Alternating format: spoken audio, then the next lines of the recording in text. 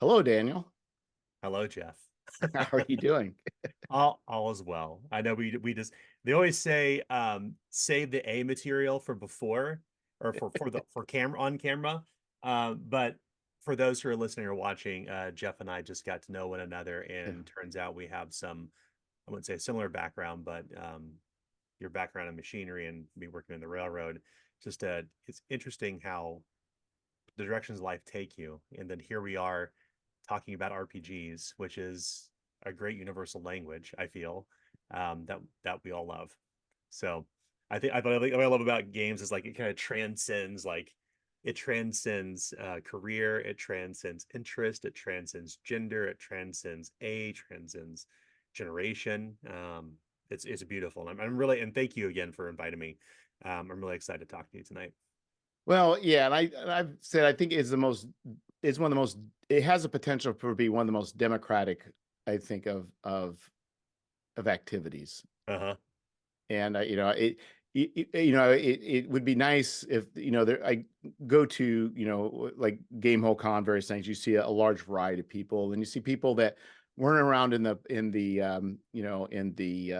back in the day. Now you're seeing Yeah. a large amount of women and such. But it'd be nice as it continues to become more popular. More people of different types will be joining in. So I think that makes it uh, a very healthy thing for us all. Yeah. What edition did you start with of D&D? So I started with the basic. Mm-hmm. So the mold is it the Moldvay? So BX, like the basic Yeah, basic and kit. expert. Yeah, that's So great. yeah, so I mean it was comic books 1981, I think is when we tied it down. Mhm. Then shortly thereafter it was AD&D. And then we just started playing everything and anything. So like everything we could possibly play, we'd buy Yeah. and play. So here we were talking about you're talking about we were talking earlier about mathematics and using the geometry that you learned Uh-huh. from Gary's. I similar here, but also about the time that we were learning physics in high school, we're playing Traveler and it had Yeah. all these vector rules and things like that. So Yeah. we're getting out and trying to play physics with our games. So I love it. I started on so I started AD&D, I think it was 1987. In fact, I think it's today this is the 50-year anniversary of D&D, and I realize I'm 47, so I'm 3 years younger than the birth of D&D.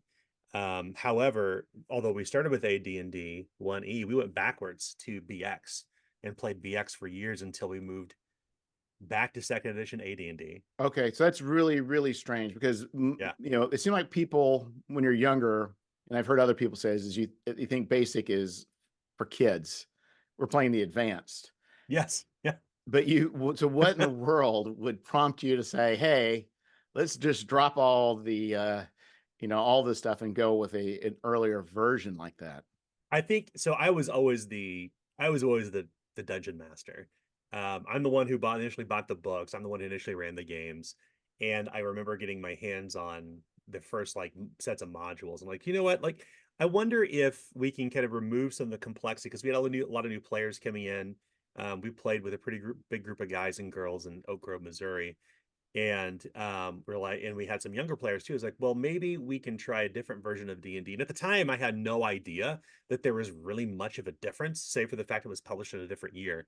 So going back to D&D BX was interesting, particularly because what we discovered along the way is that um AD&D 1E and 2 is pretty easy to switch back and forth between, but when you go from AD&D to D&D BX, it's like a whole different activity for translating modules. So we eventually, I think most people have probably eventually landed on the Immortal set, and they're like, okay, we're done. Time to go back to AD&D second E. And then that's where we kind of picked up probably when my gaming picked up to be pretty much a bi-weekly thing when I was younger, up until my very early 20s. So you were playing once you sort of playing long campaigns. Is that what you're doing? Yeah, so I ran modules in D&D, and I had the privilege of gaming with a gentleman out here in Kansas City named Robert Hamilton. and he was my first serious dungeon master. I was probably 15. I'd already been playing D&D at this point for 4 years, and he had developed this whole world and was kind of developing subsystems for D&D. And I was like, you know what? I think I'm done playing modules. Like I've got enough of a story I think that I've built already. So I began building my campaign world, and we've been gaming that campaign world since I was 15. So I still play with some people I knew when I was younger. And in fact, my dungeon master from when I was 15, his son is 26 and he now games with me. Oh, Uh, that's neat. yeah, it's great. And now my son, who's now 7, is playing D&D with me. We're playing BX, or we're playing specifically we're playing OSE, Right. but we're kind of layering complexity. So it's interesting to see, like, so I started my own campaign world. The people I started with who kind of really taught me about like what D&D could be from a storytelling perspective, like that's what kind of sent me on this stint to like develop my own campaign. And it's been, like I said, we've been running the same campaign for years, long time. So we really just play for D&D. We just mostly went from module to module, and occasionally somebody would do their own thing.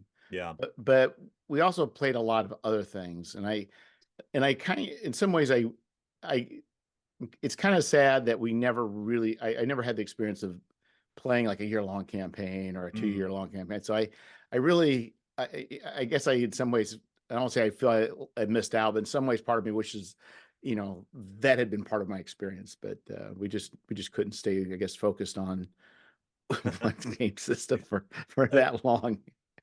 so in the town that I lived in Oak Grove, I think it was like maybe a population like 1,400. It's a very, very small truck stop town. There were 3 dungeon masters. There was myself, there was who became my dungeon master, Robert Hamilton, and another friend of mine, Jason Walton. And Jason Walton he was the kind of DM that said, let's play a new system, let's play a new adventure, let's play a new module every month. So we were constantly making new characters. But in for me, I always had like these long running campaigns and long story arcs. So we were running characters all the way to level 20 um, during our AD&D time. And we had characters who were in their near level 30 during like the D&D Immortals thing. And eventually, Wow. I think, yeah. So I was always, is I really, and once again, I'm very blessed to still have a lot of people that I game with now, but many people I still game with remember the stories we were telling when we were like in our very early teens and kind of laying the groundwork for what um would eventually ladder up to creating my own kind of RPG. But still to this day, like I run long-term campaigns. So as an example, we've been playing uh Gangs of Cahabra, which is an RPG I'm working on right now, and we just completed our 17th session. And it will probably go for another 20. Prior to that, we played 68 sessions of an adventure I wrote called Queen of Embers for Zwihänder. And prior to that, we played like a 22 session campaign. One thing I've heard from my players is like, we want to do different campaigns more often. So now it's like, okay, every year we'll switch and we'll do like a new story. So we kind of bring the current story, wind it down, then turn up a new game. And although we're not really playing D&D anymore, I still adhere to I love long-term campaigns. I don't play a lot of one shots. I don't play a lot of 2 to 3 shots. And I'm very lucky to have great players who can manage to get away from their lives and their wives and their husbands and their jobs on Wednesday nights and Sunday nights and just have fun telling a story together. I love Yeah, playing twice fun. a week would be amazing. The only reason I can do it, and my wife is amazing. So we have a 7-year-old and a 3-year-old. I'm going to be a very elder parent when they graduate. I run a game here on Wednesdays and they're down to sleep, so it's very easy to do. But on Sundays, I drive out to my friend's house about 30 minutes away at 8 o'clock at night. So it's always after like everything is kind of wound down. And so far, so good. It's been going pretty well for the past year. Um, I think that may change in the near future. I'm kind of fretting to break the news to my friends, but I may have to like wind down my Sunday game in the next couple months because of some kind of pretty big career changes. Well, that's exciting. Yeah, yeah, At least I hope it's exciting. yes, yes. It's a good one. It's a very good one. Yeah, it's really hard. I found it seems like I've always been able to generally, carve like one night a week. And for Hmm. whatever reason, there's a magic night that generally works with a group until it finally Yeah. dissipates. But it's sometimes hard to find the right group of people and find whatever that slot is. But Yeah. We y- we only recently moved to an every other Wednesday thing. So what ends up happening is, oh, yeah, so one Wednesday night we'll do board games, but that never happens. So we just end up playing Gangs Gehaber every week regardless. So and we've got 7 players. So we typically have anywhere from 4 to 7 who show up. So it's a pretty heavy. It's a pretty full table, but we inevitably end up playing every week anyway. well, So so how do you handle this? Is interesting. So I guess if you're doing like old school essentials, it's kind of easy, just throwing in a couple yeah. extra mercenaries Hmm. when the people aren't there. And but I guess how do you handle for your games where you have that's a pretty big swing from 4 to 7. Yeah. Our kind of rule is that because our max table size is 7 players plus myself 8, the rule is that if we have 4 more players, we'll play. If we have 3 or less, we'll do board games. And typically I have a pretty good turnout. And these are people who have created characters and kind of interwoven their characters into our kind of the broader story. I mean, right now, so Gangs of Gehaber, the game I've been writing for a while, is essentially like a medieval. It's like medieval gang warfare. So imagine like the movie The Warriors Yeah. meets like Venice. So they've got this gang and they've been gathering, all these different types of people, these other knaves who've joined them. So it's easy to float people kind of in and out as needed because they're kind of conquering gang territory in the city. And they make alliances with people they've defeated previously. So it's very easy to kind of interweave these people in. And because my players are like super dependable, which is rare, they're all in. So it typically have a very full table, which is fun. So that's interesting because it seems like with uh so Blades in the Dark it's definitely not medieval, Yeah. but the kind of gangs thing.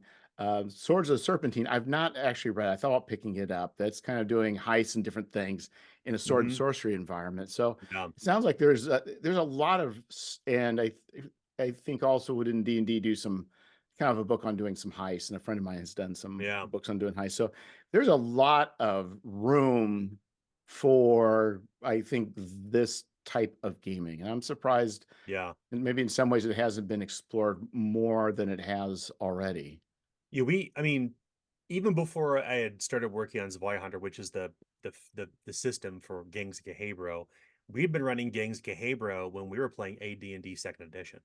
So that was like one of my first kind of big spin-off campaign worlds was this city that's kind of a layer cake. And although we had the kind of traditional dungeon crawly stuff like earlier on when I was younger, but now we're older. Now we're kind of we the way we kind of treat the game is almost like Peaky Blinders, and where it is highly political. It's less heisty and more so Sons of Anarchy. So like in Gangs Gehabro, your horse is your motorcycle, and each gang they don't hide through who they are. It's very much like the movie The Warriors from the 70s, where they wear their what they call their scheme, their well scheme, they wear their clothing, and they all dress the same because it's a city where you build respect, and it's built up on the alliance you built within your gang, and also your way you dress is very important. So I think it's kind of an underserved an underserved style of gaming, and particularly because I was a child of my teenage years, I grew up like during like 90s gangster rap and all like all white kids. I loved it and still to this day. There's a lot of influence of like early gangland culture in there. Growing up poor and white in a small rural community also influenced the way we kind of run our games too. So it's been this really interesting the game has grown so much in so many different ways, especially moving beyond D&D, which is very high fantasy, and now using a very low fantasy um, system. Still, we've managed to find like really interesting ways to kind of realize like this idea of like what it means to like run a game, be a game, not just go on like heist, but like to quite literally control territory. So there's like kind of a zoomed in portion where you're your character, and the zoomed out where you're kind of moving the chess pieces, so to speak, in the city. That's interesting. So I guess a question then would be, uh, I guess going back, like Freeport was a setting that was ripe for that, but it Yeah. was just so much information, it didn't really provide a mechanism to do the Yeah. cool stuff. It And just says, here's a bunch of stuff figured out. yes. So I So and also when you say zooming in, zooming out, makes me also think of Fate with a fractal. I don't know mhm, if you ever played any yeah. Fate, but I guess the question is, so what is the, is there mechanics at different levels, and how does those mechanics work independently and then work together? Yeah. So the the zoomed out portion, I'll talk about that. So anytime, so the city is divided into 47 boroughs, and because it's very in-world, we use a lot of like the in-world colloquialism to describe what the gangs are like in the city, in gangs of Cahebro being the name of the city. They don't call themselves gangs, they call themselves guilds, because they believe that they're struggling for legitimacy against this dominion of merchant princes who are ostensibly like criminals themselves, but they're well-landed, blooded criminals. So Yeah. the guilds of Cahebro capture boroughs, and they call them their rookery. And as you capture a rookery, the people there, you either build fear or you build respect, and eventually you're rewarded with tribute, which is kind of an abstraction of coin, manpower, resources, and you can invest tribute into making investments into your home base, which is called your haunt. So you can kind of like, you can have bathhouses to recover quicker from your injuries. You can create what's called the nibblery, which is where you can have like minor thieves go out and do heists for you. Essentially, it kind of takes away the goal was to keep the players in the moment and let the running of the game kind of happen through the abstraction of the mechanics. So the more territory you capture, the more tribute you earn, the more gangs you begin to attract. And because the city is, these gangs are struggling for legitimacy, they're the guilds. There's like these top five guilds, which kind of are kind of like a mirror to the five families in the other side of the city, the legitimate princes. So they've got this kind of like code of conduct that they adhere to, and it isn't like open gang warfare. They have to wait until solstices during the year, and that is when the what they call the handbook, which governs how gang warfare is orchestrated, very much like how kind of very like Dune, um, where it's very kind of in world. So the gang warfare can only occur during solstice season. That's when gangland territory switches around. So they've got this kind of like very archaic way of like managing things. So it's less mafioso, and it's more like, and I think this kind of inspiration came from AD&D in fact, where it's like there's this image I remember. It says there's no honor among thieves, and I was like, what an interesting concept to create. Like, what if a guild of thieves or a guild of gang members, knaves, like actually had a code of conduct, and let that code of conduct all the gangs adhere to it. And if they didn't, they got wiped out by the bigger gangs. Like they get consumed. So there's this pressure to adhere to the gangland warfare rules. So that's how it kind of happens at the macro level.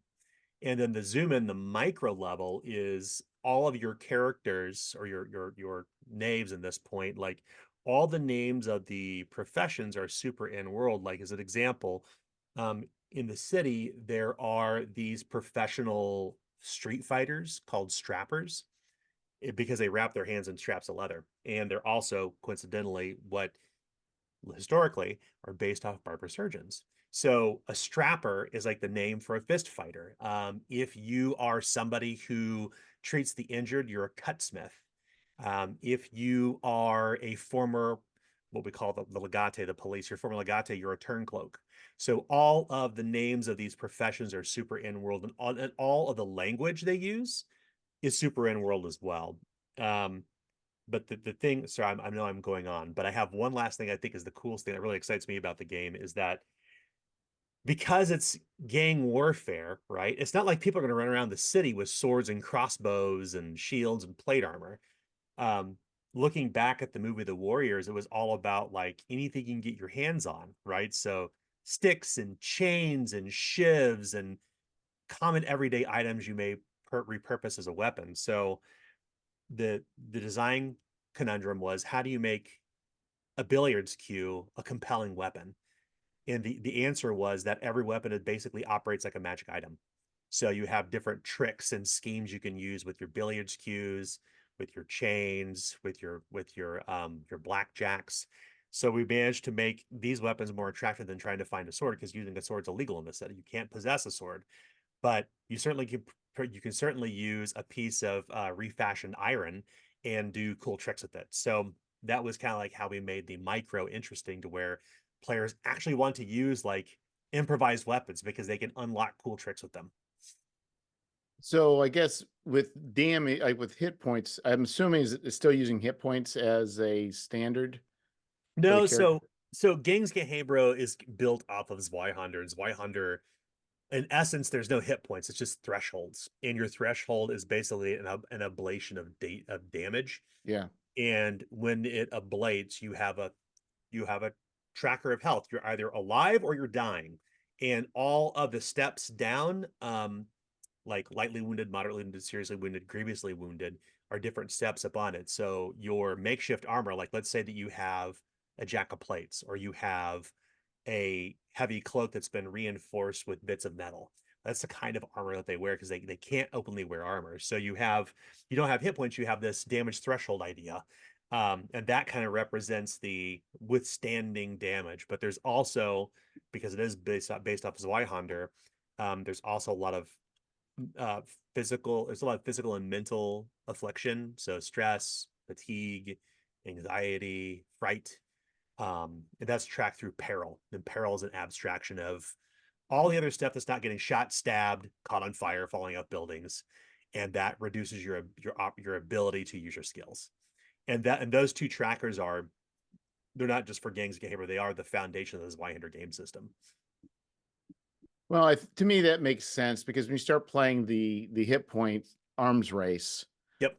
then it's like, you know, these improvised weapons are really like, okay, now you're gonna have to hit somebody with a chair. It does Yep. 1d4. Now you're gonna Yeah, have to hit him 27 times that's to take exactly out a right. 10th level guy. And this is really a carryover from D&D BX. Like, all weapons do 1d6 plus a bonus. The where Well, they I think even hit Yeah. points are such that uh, you really can't be too you can't get too cocky about things, or you're gonna find yourself Yep. dead real quick. So it's like, That's right. yeah, That's I may right. be fifth level, but I only have 15 hit points. That's right. That's right. And that carryover from BX was like, I mean, when they kind of, the way weapons worked in that, I thought was like a really good setup for Zweihander, because it's not that daggers are less dangerous than Zweihanders, or whatever other weapon, like a mace or a sword or a bow.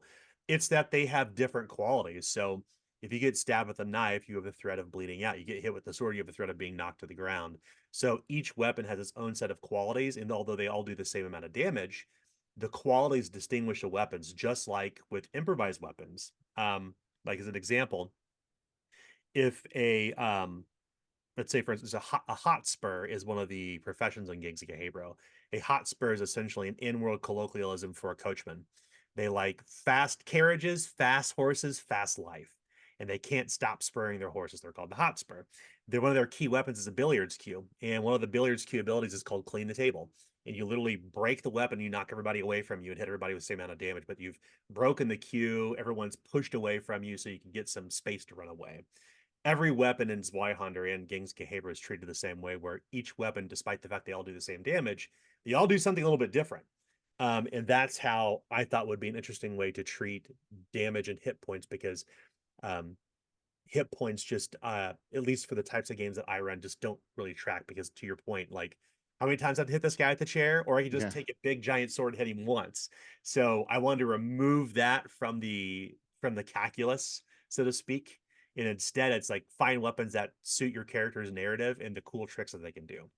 Yeah, I think it seems like there's such a, especially with D&D, the potential is that the more the later editions is the you could look at a room, you say, okay, there's 10 orcs, and you can do Mhm. the math in your head. Can we make it? Can we Yeah. not? What's the risk?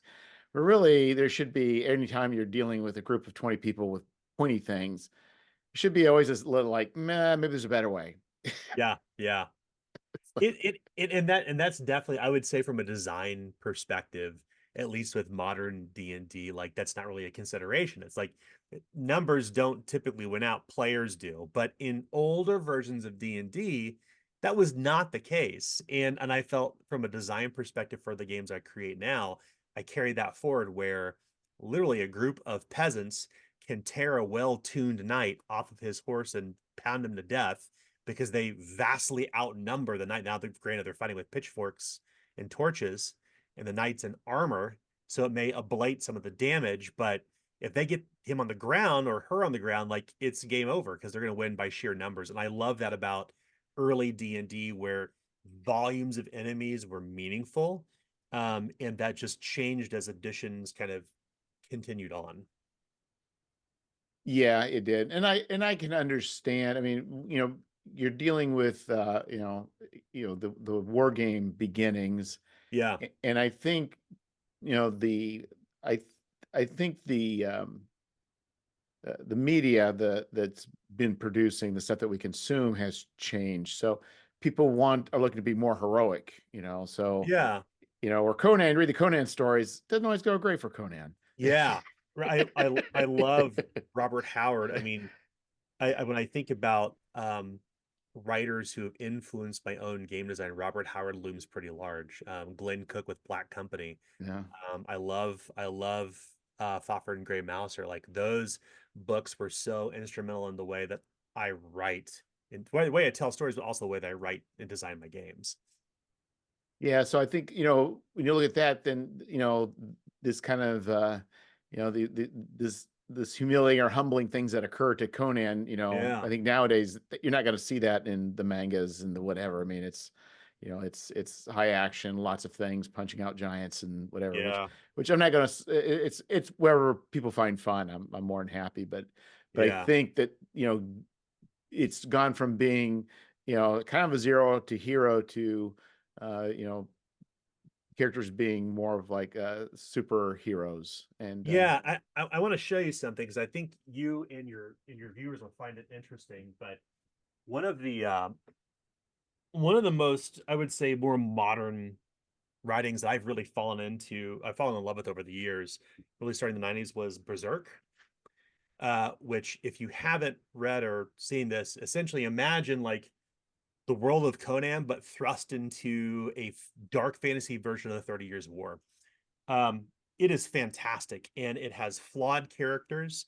It represents many of the kind of throws you would see in Conan, like cursed temples and cursed people, and it's yeah, very, very low magic, and the characters are flawed and they go through a lot of travails. Like Berserk is to me kind of like my modern analog of Robert Howard, because it is such a great, it's a great dark fantasy series. It's well written and illustrated. It's a manga, and it's been out for like 20 years. However, it's very well written for what it is. I would say it's probably the most American English forward manga written out of Japan. But it reflects a lot of what I really love about Robert Howard's work through Conan. And it's, if you haven't ever read it, I I definitely have recommend not. I'll have to checking check it out. that out. Manga is typically a hard sell for some people, and I don't read a lot of manga, but Berserk is the one that I read, and it's a fantastic, and I revisit it annually. It's great. It's really good dark fantasy stuff. Yeah, and I think the manga varies. I remember when I used to read much more comics back in the Hmm. 80s, and like Lone Wolf and Cub and so forth, and those are all very Yeah, enjoyable. So there's for those that don't realize, I mean, I think what's interesting about manga is it's just such a wide variety of anything from teen romance to yeah. hard science or hard fantasy or hard science fiction. So I always tell people like the far in the far left and the far right end of manga is tentacle porn and lolly anime. And all that's trash. But if you gravitate right. to the middle, you will find like these standouts. Like Lone Wolf and Cub's a great example. I love Lone Wolf and Cub. And like I said, I'm very choosy about the manga I read, but that's definitely on my shelf as well. Berserk, Lone Wolf and Cub is great. Read some JoJo's just because it's super high action. I love the, it's so weird. But I don't read a lot of manga anymore, save for those. Yeah, yeah. So it's nice when you find those kinds of things that can help also inform your games too. Yeah, yeah. Because it doesn't seem like it's hard to really find, I think, really good uh like TV shows and movies that fit that niche. Well, And yeah. In a lot of fantasy, a lot of fantasy novels are just that. They're just fantasy. That's their genre. But there are fantasy novels that transcend genre. Like a good example would be like I think about like Captain America and the Winter Soldier. That was the first Marvel movie that wasn't just comic books and capes. It was a spy thriller. a 70s spy thriller. Yes, and they cross genres, and to me that's the hard part. Like I grew up reading Dragonlance, I grew up reading Forgotten Realms, read R.S. Salvatore, and all that. But what I never found in that was, well, one, the political the political influence of the time for Robert Howard and Conan being reflected through the stories. Same thing for the way that J.R.R. Tolkien wrote, like it was an analog for the World War. So um, I love it when you can kind of find that not just like the genre you love. Like I love high fantasy, but I love high fantasy when it's mixed with like horror. Like to me, that's where fantasy starts to shine. It's hard to find, but when you do, like the authors are typically very cognizant of how you can kind of mix those genres together, and it makes for a more interesting and believable story, suspending disbelief, so to speak. Yeah, from my understanding, they weren't really science fiction fantasy really wasn't separated until like later, like I don't know if it's Yeah. like in the 70s or 80s that there was this kind of a mix they kind of a lot of this was thrown together and a lot of Yeah. early fantasy stuff had like science of some sort Hmm. involved. I read a lot of amazing tales that my dad had collected when he was younger. So my first comic books were his books he was reading as a teenager. And then eventually I'd move on to like Heavy Metal Magazine, and then I would move on to, standard American comic books, read a lot of Daredevil, X-Men. But it started with Amazing Tales, and that's what kind of started my interest in reading the works of H.P. Lovecraft, reading the works of Robert Howard. And to your point, like they didn't really distinguish fantasy and sci-fi; it's all kind of blended together, and that was cool. Like that was cool. Like I love that about those old writings and old comics. I was I've never done this. I've never but one thing I've thought would be if you come up with something, maybe the apocalypse engine is too simple or it wouldn't work, but it would be fun to do have a game system and you run adventures, but they would be based off of those 40s and 50s pulp Yeah. writings, and it could just be the wild and weird, Uh-huh. robots have taken over and Yeah. whatever the crazy story is, and then you just play that scenario. That's kind of one of my I don't know quite how to untangle and make that happen, but that's kind of the things I'd like to see occur one day is being able to play all these really weird stories where science isn't it's visioned as envisioned in the 40s and 50s. Yeah. Like what did the 2000s look like from the vision of people written in the 1930s? Like that's the Buck Rogers and Flash Gordon. Like that was like I loved the designs of those characters, how the far-flung future is our modern day. Yeah. Uh, I have a buddy who he runs an annual game near Christmas, and he uses Savage Worlds, and it's always some like weird cross genre stuff. And like one year it was like, what if Christmas was what if Santa was like the president of the United States? It's a very silly beer and pretzel shit, but most importantly, he would always kind of mix genres from like these old pulpy magazines. And I was always and that's what my first brush against Savage Worlds was through his kind of homebrew stuff. We would do just literally like annually, like once a year, we would get together and just drink and just be silly and play games that were inspired by some of the older magazines. But it feels like a free flexible. I've never played Savage Worlds other than that. Yeah, and then, in fact, they have Flash Gordon. I have the Mhm. books, and I've read flipped through a little bit through the campaign, and surprisingly, it looks like the campaign is absolutely excellent. Mhm. We're doing more than just going here and shooting that person, going here and shooting that Yeah. thing. There's actually there's political intrigue and things happening. So Yeah, that was the coolest thing about those books too. I mean, they were kind of ahead of their time. You had a lot of bad pulp fiction and pulp fantasy, and then there was good pulp fantasy. The good pulp fantasy was the stuff that was politically relevant at the time and had like it was beyond just like this story. Like I think about one of my favorite Robert Howard stories is Red Nails. It's one of uh, the first ones I ever read, and it really kind of I loved the politicking between the two different tribes inside the labyrinth. I thought was really cool. Um, and I that to me is like what makes good writing, good storytelling, good game design. And it's something that has been super influential over everything that I do in my professional career in game design. in what way? Well, so I don't I write so I've been writing RPGs for about I don't know like maybe 9 years at that, and kind of my first big RPG was Zwihänder. And I didn't expect it to become so big. It was intended to be like a little home system. We kind of developed off of the Warhammer Second Edition roleplay system. We stripped out the world and kind of stripped it down to its most essential parts, and it kind of became this like explosive game. So why did you strip it down? I don't like the world of Warhammer. But like I mentioned before, I've been running the same campaign world of my own home campaign for years prior to Warhammer. I've been running for D&D for years. So you're playing this, okay. So Mhm. you're playing this D&D campaign. You're like, man, we love this campaign, but Yeah, I'm just not feeling it for the actual for the rules for Dungeons and Dragons. yeah, And then you're playing Warhammer, you're like, you know what?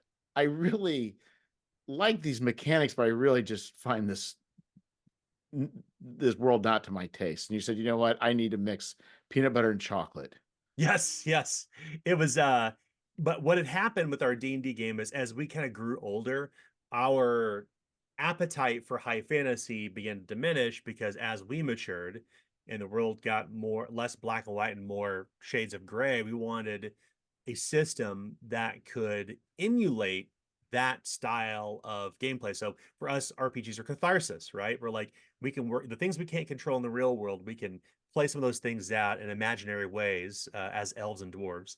And the D&D mechanics over time just wasn't quite doing it. So on a lark, I picked up Warhammer Fantasy Roleplay Second Edition on recommendation of a gentleman named Phil Kilgore who owns Tabletop Game and Hobby in Kansas City. And it sat on my shelf probably for half a year, and then I pulled it out one night and I was like, "Oh my gosh! Like the mechanics here are really cool. Like So they're is really this pre J Little with this the is Yeah, this so Jay Little was third edition Warhammer, but at this okay. point, second edition was out of print. So I was like, hey, let's just create this little game around our table, just for us. And we started kind of working on it in like 2012, 2013. And then eventually, like 3 years later, I shared it on a Warhammer fantasy roleplay forum called Strike to Stun. It's like, hey, here's what we've been doing with the Warhammer system, and we've been adapted this to my long running campaign at this point. And the community kind of glommed onto it because at this point, third edition was about to be announced, and as I think we know now in retrospect, third edition was not very well received. So Well, I don't really know that much history. I just am ah so I'm yeah not really a Warhammer. I really don't have much opinion on it one way or the other. I mean, I'm yeah aware of Jay Little's thing. I know that and I've played his Fantasy Flight games, and I have mixed yeah. feelings about that. But this is probably where he first started playing with the funny dice, and everybody lost their Yep. minds. Yeah, this is the cast the runes and interpret them, which I think was brilliant. I thought it was brilliant. I loved how he subverted the idea. He turned our math rocks into tools to read omens. And I thought that I think I've played a lot of J Little games as well, and I have some mixed feelings, but I think that the advent of these strange dice, how they kind of counter cancel one another out, was a really interesting development. But it wasn't well received. And at the time, I was at this point, the community for Warhammer was like, you should release this as a book. And I'm like, well, maybe I'll take it to Kickstarter, and I'll sell like $100. So this is like 2016, I think. So at this point, I mean, Uh-huh. Kickstarter's been around, but this is not. This is super early days. Yeah. So I put it on Kickstarter, and I'd been working with an artist who I met through the Warhammer community, a gentleman from Serbia named Dan Mandic, who's become, I mean, he's my partner in everything on Zwihänder now. We're very good friends. So I was like, I'll raise $1,000, I'll make $100, I'll have enough money to make books for all of us around the table. And it raises like $78,000 or something like that on Kickstarter. And I'm like, oh, okay. And then I put it on CrowdOx, and it raised 138,000. So What's CrowdOx? well, it was the predecessor to BackerKit, or I should say it was the competitor to BackerKit until BackerKit bought it. So it was a post Kickstarter funding platform that works just like BackerKit. Um, so between CrowdOx and Kickstarter, I had a little over $312,000 sitting in a bank account. And this is 2016. And I'm like, oh my God, like, I guess I'm a games publisher now. So Well, that that, changes the whole formula. I mean, yeah, the scale has now changed, right? yeah. So, I mean, imagine I don't know if you're planning on doing like print on demand. I mean, now you're going to offset printing. I mean, you weren't planning on doing offset printing to begin with, were you? No, my like I mentioned, my intention was like, I'll print some books on lulu.com. I'll Yeah, do 100, and that'll be awesome. And then now I find myself with a tremendous amount of money, and fans who are just clamoring for the book. They didn't care about the quality of the book, but I knew, like, at that point I was like, well, I can't just do print on demand, because one, I'm going to make the most beautiful book I possibly can. So print on demand wasn't going to be that. And then two, um, I can never shelf this in retail at print on demand. It's just not the way that retailers work at the right. time. So I Well, actually and the other thing found, is you'll never have yeah, another opportunity, right? that's right. That's right. You could have done this. You could have like taken the money, said Mhm. it's cool, it's been fun, give a book, and it'd been a nice book. But then everybody would have been, yeah, it's fine, it's fun, Yeah. and then Yeah. this never happening again. Or you could say, I'm going to make this a very great publication, and maybe this will Yeah. be a part of something. Um, and also it gives you a chance to make something exactly the way you want. There's no now, Yeah. there's no limitations to, well, I guess I only can afford three pieces of art. Yeah. Rest is Well, going to be stock art. that's right. So I was talking to my friend Dan, and he is, by the way, he is an amazing illustrator. He does all black and white, all pencil. He doesn't do any sort of electronic illustration. So I was talking with him, and he's like, "Well, why don't you try to find like an offset printer in Kansas City?" And I'm like, "What's offset printing?" And what ends up happening, I end up contacting Larry Elmore's book printer, who coincidentally lives in Kansas City, and he had just printed, I think it was his like 30-year anniversary illustration book. I can't recall exactly. And that led to a 667 page book called Zwihänder Core Rulebook. And it and because Diane and I were attached at the hip, like, he put, and there's a piece of art almost in every single page, Yeah.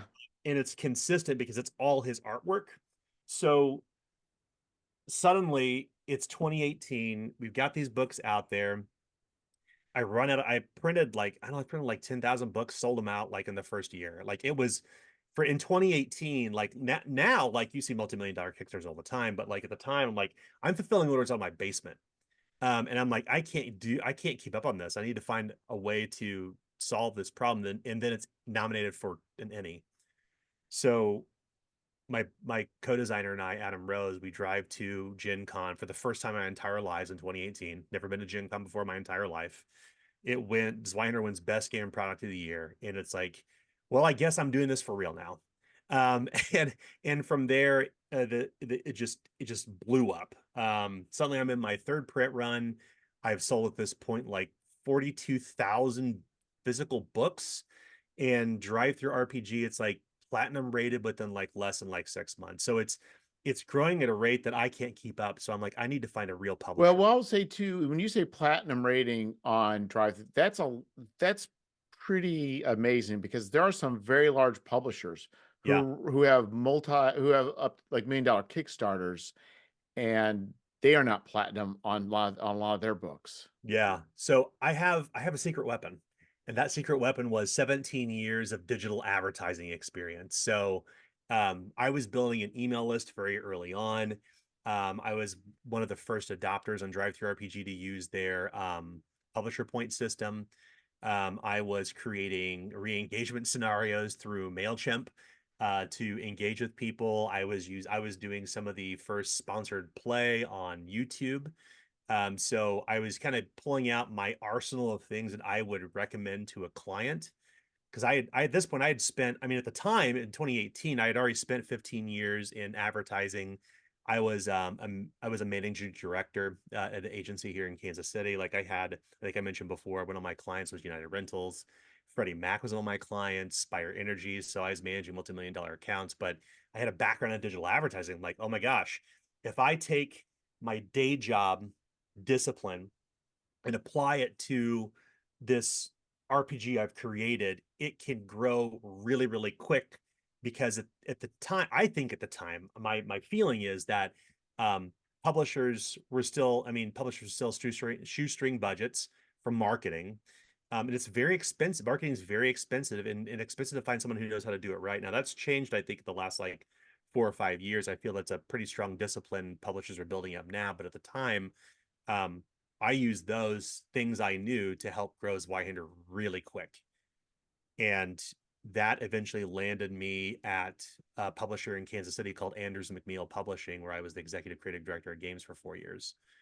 And Zwihänder was turned into Flames of Freedom, which was Richard Iorio's Colonial Gothic game.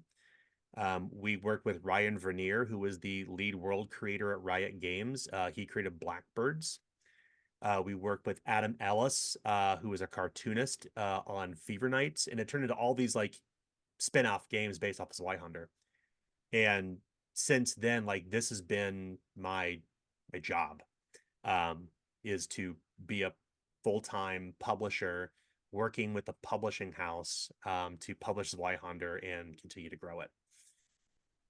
Yeah, and I think going back to, I mentioned doing the photography a while back, and I did stuff on the side. I did fine, but one thing I learned early on, like to be a successful photographer or be successful anything in a business, it's really much less about being really good at that thing, but it's all the other things that are important, and especially Yeah, marketing. yeah. So if You you're have to good be a at Swiss Army knife. marketing and you're a Yeah. mediocre photographer, you'll do very well. But if you're a great Yes. photographer and mediocre marketing, you'll get by, but it's not going to be great. Yeah. It's I've been mentored probably most of my professional career, and have been also been a mentor myself, a mentee and a mentor.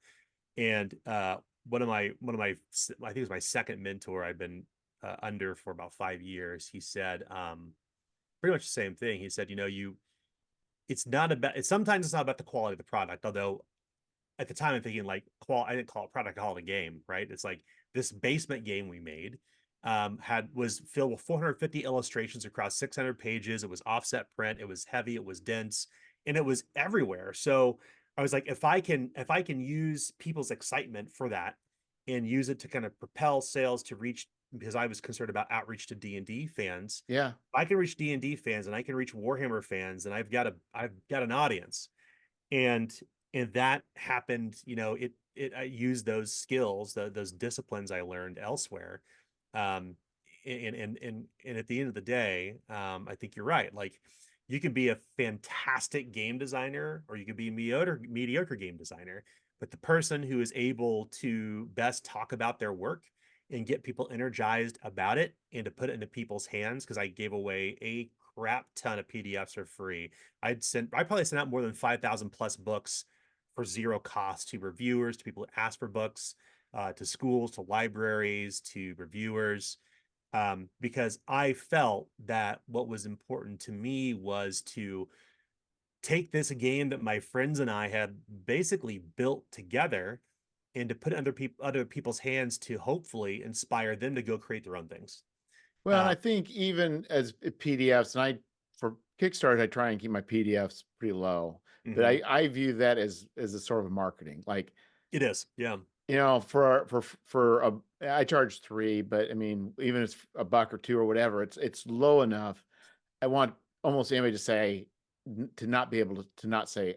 I don't want people to say no. Like, I want it to yeah, be low enough where people won't think about it. And I think if you look at your PDFs as not large, you're at a different point where your PDFs could be, I'm not sure, but like $18, $20, mhm. $25. But for what mine, it's like I think if I keep it low enough, it's reasonable for that to be a form of marketing, I think.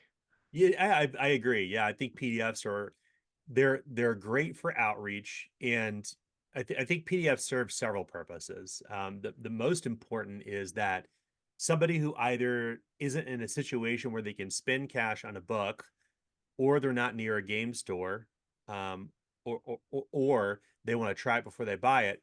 The barrier to entry, like get a free, you reach out to the publisher and get a free PDF. Like I've always been a big proponent, and even though I sell my PDFs for $19, if somebody asks me for a PDF, I'll give it to them for free. I don't care. They don't have to give me a reason. They just have to reach out to me by email and I'll do it.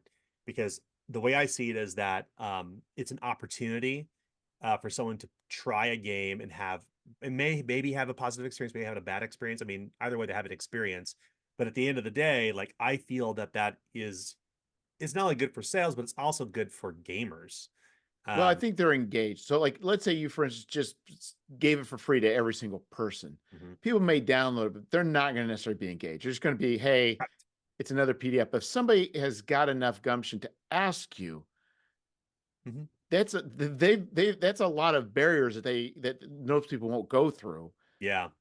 There was an article on Drive Through RPG that was written by, I forget the gentleman's name. He was the VP of marketing at Drive Through RPG before they were acquired by Roll20.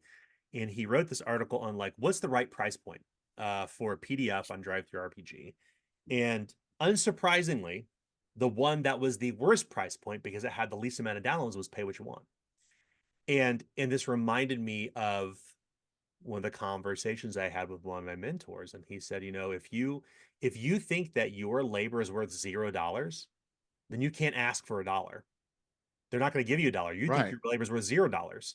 So there's a fine line, I feel, from a merchandising perspective, like to get into the business side. Like there's a if you undervalue your things, then people will never pay you more than what you're undervaluing yourself for. If you overprice, you price a lot of people out. So it's a delicate balance. And I feel the best way to strike that balance is not to give away the PDF for free unless they ask, and to price the PDF appropriately because it is still there's still a form of labor that comes out of having to produce a PDF. I pay a layout artist to hyperlink it, to make Right. it ADA compliant, all that, all the way, from A to Z.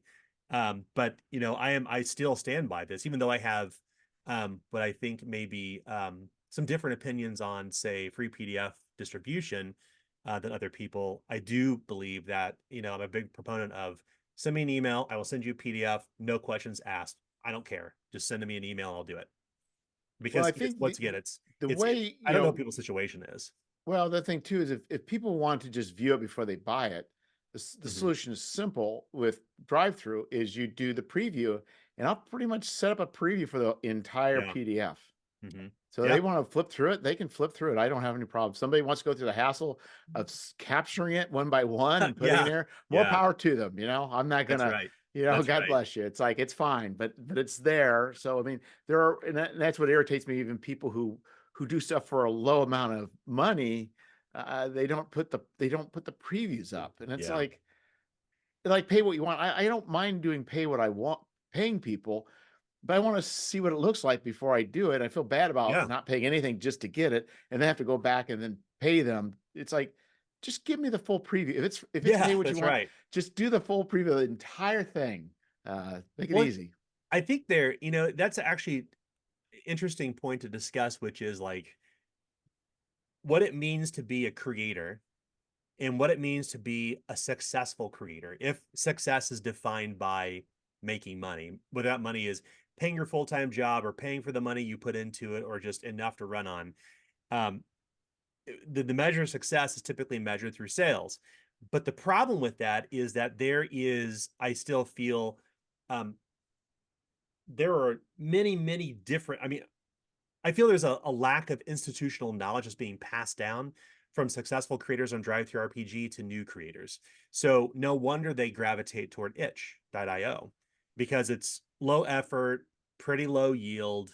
But Drive-Thru RPG, up until the last 4 months, has been a pretty difficult site to navigate. Like if you want to spend publisher points or set up banners or set up discounts, like that back end is really complex and complicated. And I feel that, um, as somebody who has mentored many people through this, like there is like this massive amount of institutional knowledge that isn't being passed down from Drive-Thru RPG down to its publishers. I don't think they do a great job of that right now. I hope Roll20's acquisition of that changes that. But I have always prided myself on sharing my path to success with people because it's granted some moments are lightning in a bottle, but the strategy that I used is replicable, by anyone, providing you know what the steps are along the way to make it. And part of that, a big part of that, is knowing how to use drive-through effectively, because drive-through can be a pretty significant revenue generator for you if you know how to use the banner ads and use the publisher points for the product of the day deal today. So what I will say is I've started, I did 5 Kickstarters this year. Mm-hmm. Congratulations on that, by the way. That's Oh, thank you. fantastic. And, but what I realized is I generated more revenue from from drive-through than what I imagined I would. Yeah. And I have not really done anything. And then there was the creator, or it was was it the Creative Summit, Goodman Yeah. Games, and Backer Kit. Mm-hmm. And one of the things they had are people from Kickstarter, not Kickstarter, from Drive-Through explaining. And I Mm-hmm. know, and that's one of the things I need to go through, because you Yeah. talk about the banners and spending the points and various things like that is probably, if a person publishes regularly, I think that has a potential to be a good revenue stream if Yeah. done wisely. Yeah. Many people don't even know that you can use Drive-Thru RPG's platform to email your audience. They have no idea you can do that, but you The can. It costs 2 publisher points to send an email out. And, it and an email is by far the most effective driver of digital RPG sales, beyond Kickstarter, beyond paid ads, beyond itch, beyond giving it away online. It's email, whether it's through Drive-Thru RPG or your own email list you may have through Shopify. Yeah, and that's the other thing too, is email lists. You said through Shopify? Mm-hmm. Shopify What? has an ESP built into it now, where you can remarket to your audience. And granted, it's not it's missing some pieces. It's not, I would say it's not as useful as, say, MailChimp or SendGrid, but Shopify now has a built-in way for you to email your customers, because Oh, mind they have blown. Google Analytics built in now. They have like an ESP built in. And they're trying to become the all-in-one, one-stop shop, no pun Right. intended, for all commerce, like as a true CMS. Like, and it's I recently started using Shopify email, and my mind was blown away. I'm like, oh my God, first, I can't believe I can do this, but also, where are all the other tools that I expect to find? So I still use SendGrid and MailChimp a lot, for some of my own email operations. However, Shopify has it there now, so you can remarket to your backers. Just keep in mind that, your email list on Drive-Thru RPG, you cannot download that. That data belongs to Drive-Thru RPG. You cannot export out your email users, at least anymore. You used to be able to back in 2018, I but think you can also do, I think they're funny about the links too. they are. You can't post links to sites outside of Drive-Thru RPG's ecosystem. I think Um, unless you're doing a Kickstarter, you promise that you'll be a good person Yeah. and it's directly to your Kickstarter, and they're going to review it before they actually, I think, Yeah. before they send it. It's I wouldn't say it's a pernicious practice that drive-through won't share your customer data with you, but I will say that you're the one who generated those customers. Those customers technically belong to you or in part to you. So it's bizarre to me that you can't delve that customer data. However, the solve there is that you embed your website or your links into the PDF, and you find other ways for outreach, and you incentivize email signups with, guess what, free PDFs. Um, that alone, like I used Google Forms for many years to build my own email list, and it was super effective because I the challenge was I have all these customers on Drive Through RPG. I have all these customers sitting in Kickstarter and in CrowdOx and now BackerKit. And I need to like merge them all together. The problem is that I know my people on Drive Through RPG is a larger audience. So how do I get them to join my email list that I can control? And the way that I did that is by offering free PDFs for signing up at on Google Forms. And that's how I built an effective email list outside of the drive-through ecosystem. So now I don't have to rely on drive-through RPG to re-engage gamers. Yeah, so one of the things I've not done is I've not really done much as far as the an email list, or Mm-hmm. I think I should be doing a newsletter. Yeah, And yeah, that's just, I think this thing is it's like a lot of things. There's things we're good at, things we're not so good at, things we like and things we don't like. yeah. And that is definitely, I think, a very strong one. Because one thing I didn't realize till Zach Owens talked me into doing the Backer Kit launch. Mm-hmm. It's like they're charging Yeah, me $100 just to email everybody. And he says yeah, that they have a better um like is it open rate yeah, than your a standard one will be. And we yeah. did it, and it increased the followers. They haven't gone live yet. By it increased by 50%. So it wasn't It's it. significant. Yeah, You're the cool thing I like, the thing that I think is the big takeaway is that people on Kickstarter and people in BackerKit are serial backers. And more importantly, they want to see you succeed. So when you're releasing a new product, they're like, heck yeah, Jeff's got a new thing. I'm going to back this, of course. Right. And so when they receive that email from BackerKit, there's high open rates because they know it's coming to them. It's targeted to them. It's not like an email blast. It's like, right. hey, Jeff's got a new BackerKit, a new Kickstarter coming out. You better sign up. And if you're incentivizing that, sign up even better. But most importantly, like BackerKit email is has high engagement rates and it's high opens. So the measurement of success, to look at it from the advertising perspective, is what's called CTOR. So it's like open to click rate, which your open to click ratio. So it's you have high opens, but if your clicks are bad, that means your email's bad. That means the body of the email is bad. But if you have high click through rates, that means you did a really good job.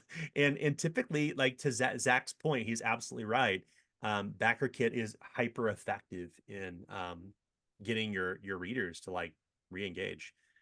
In to the point where BackerKit can literally become your CMS to manage all your customer information. And that's what they want. They want you to do that because it's a service they can offer. Yeah, and it goes to show too, as a person tries to get into publishing, I mean, it's whether you're doing a small company or a larger company, I mean, that marketing, it takes work.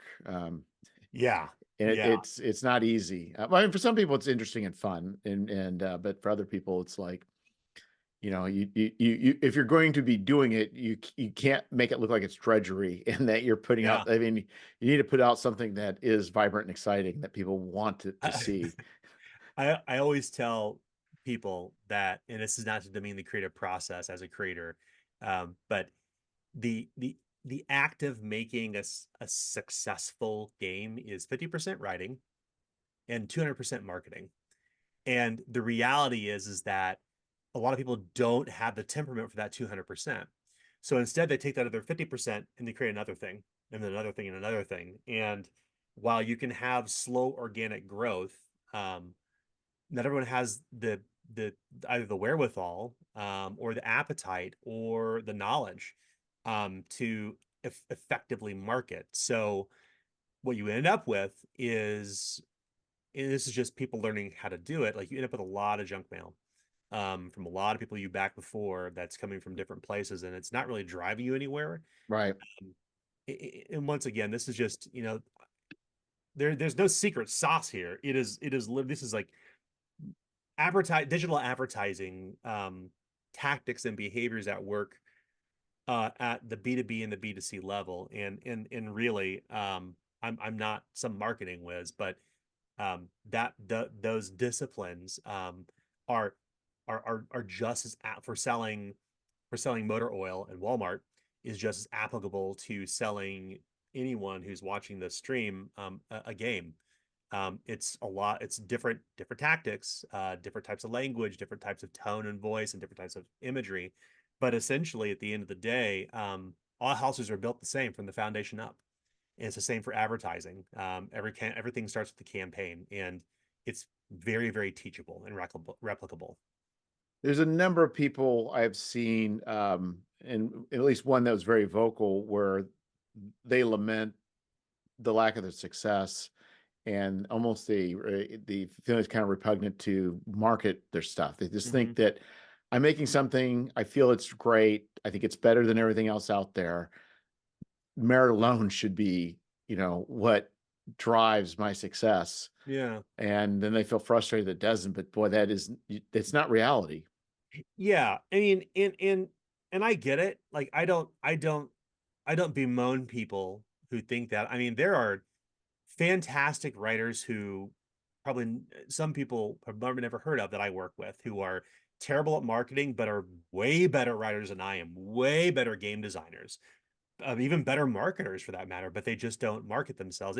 I think that my opinion on this, like looking backwards, because I mean, granted, my experience in the RPG industry is less than a decade old. However, um, having experienced what I've experienced so far, um, the big lessons have been the way you used to do it, the good old days in the 90s, the 80s, you went to conventions, Oh and yeah, you right. that's conventions were the You printed out primary all way your of government. books. Yeah. You put them in the station Yep. wagon. You drove to Gen Con. Hmm. Yeah. And and hopefully it wasn't a break even experience. Mm. Hopefully it was like you come home with $3,000 in your pocket after cost. Um, so now with Kickstarter and email platforms and social media and video, like all the in the ability to print on demand, all the barriers to entry that were there in the 80s and 90s are now gone. So Yes. anyone can publish anything they want. And there's a lot of great stuff out there someone never no one nobody's ever heard of because the person who created it isn't good at marketing themselves. And it's unfortunate. But it is reality that that's just the way that things work. How do you find out about good products on Amazon? The ones that are rated the best, the ones that have the most reviews, get promoted to the top. You can have the best ShamWow to go back to like the early 2000s. Like your ShamWow can be amazing, Yeah. or it could be a really bad product. But if it's over marketed on QVC and it's in mailers and you're in your home and you're getting served those ads now on streaming platforms, like of course you're going to think about ShamWow when you want to buy something to wash your car with. Very well known a marketing story how it was just like this terrible product with like this goofy looking guy who like that giant smile he had, and ShamWow became like almost inseparable from the idea of getting a rag to clean your car as Kleenex is for tissues. Yeah. uh, and it all boiled down to advertising, even though it's not a good product, but it was all about the advertising. And it's just an it, if you and I think this goes back once again, like how we define success. If this like I when I started, success for me was making a game my friends around my table can play and we could be like, holy crap, we did this together. And then next measure of success was we could print 100 books. And then it was, I want to do my next book and reach 40,000 people. So the measure of success kind of changed. But for a lot of creators, um, and I think it's admirable to simply write and publish something. And that's enough. That's enough. You, I think the creative process, and this is kind of the like moving away from the right brain, like markety shit, like the stuff that excites me is to be able to create and share it with people. And whether it sells one copy or 1,000 copies or whatever, like I just want to create things and I want to put them out there and hopefully people like them. If they don't, they don't, they do, they do. But I think there are creators out there who are just brilliant, brilliant designers who will continue just creating more and more and more content, but will never reach a broader audience because they don't understand how to do that outreach. And it's But unfortunate. It's really unfortunate. well, I've seen people complain and leave drive-through to go to Itch upset because of the amount of money or the percentage that drive-through charges. Yeah, yeah, And I think the problem is, and I get it, but my goodness, there is no way they're going to get anywhere close to the sales on Itch no, that they will. Like they think that drive-throughs only service they're providing is a platform to take money yeah, without realizing the degree of marketing that it putting things in front of people's eyes that it does. And if you can yeah. keep releasing new content, and also what I haven't done yet is banners and various things. I mean, Mhm. that's where the juice is. I mean, Yeah, and people don't realize that if you're not going to be great at marketing, you better stick to a platform that at least does some of that for you. yeah. I mean, you to that point, um, there's a particular meme I'm thinking of where it's an animated GIF of like a $20 bill on a round table and people are passing it back and forth to one another. That to me is what itch.io is. It's a number of indie creators who are basically creating because they can't use drive through RPG because they may live in a country like Brazil or somewhere else where like it's prohibited. Or they live in an East Asian country where they can't use drive through RPGs. So they go use itch, and itch is like that answer for people who potentially live in countries that prohibit the use of transactions in American dollars. So the problem with itch is that it's although it is creator friendly, it's not built for RPGs. No, So there is this it literally is the way that itch promotes itself as people promote one another. Which is great for the indie design community. I think it's very admirable to be able to build something on itch and make it successful. Drive through RPG, while they take their percentage cut, the reality is that the largest digital market for RPGs is a drive through RPG. yeah, They're in now that they're part of the Roll20 family, like Roll20 has the largest amount of people playing RPGs online on their VTT.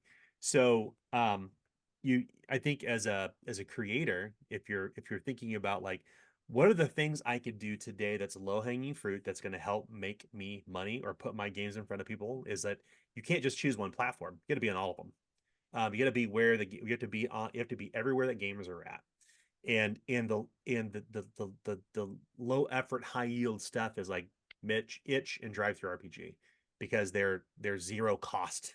Put it right. on your website too if you get a website, but the reality is that your largest markets are on Drive Through RPG for digital, and that your products, if you use the tools right, and it's not difficult, it's just very archaic. It's very arcane to understand how to use them because the FAQs are not very helpful, but it can be very, very good.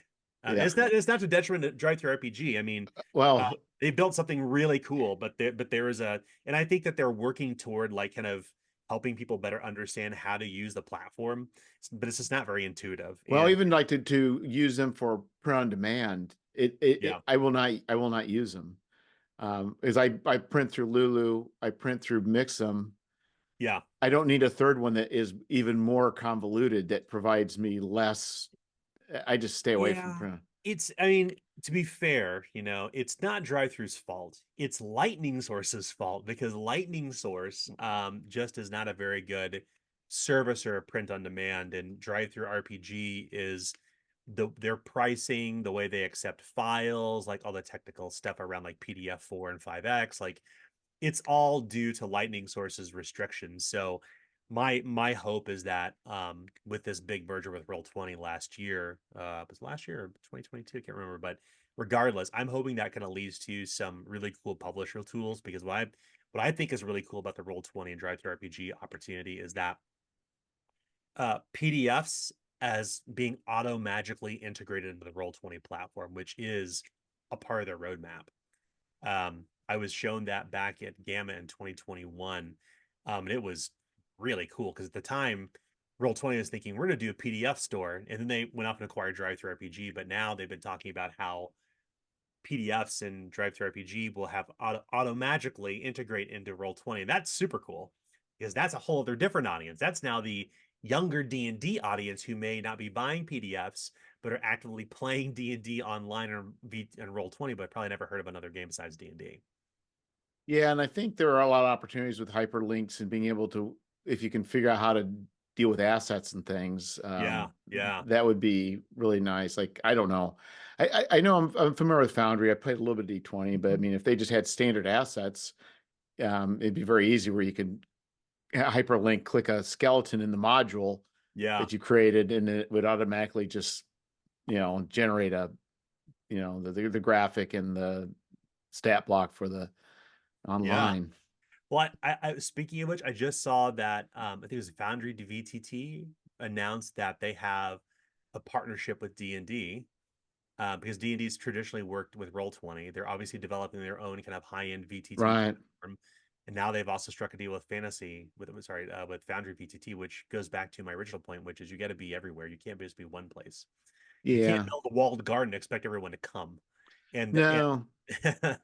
And I think the thing too is like, with YouTube and a lot of other things, there's a lot of opportunities, yeah, especially with Facebook, like doing, like somebody was talking about doing video. I can't remember.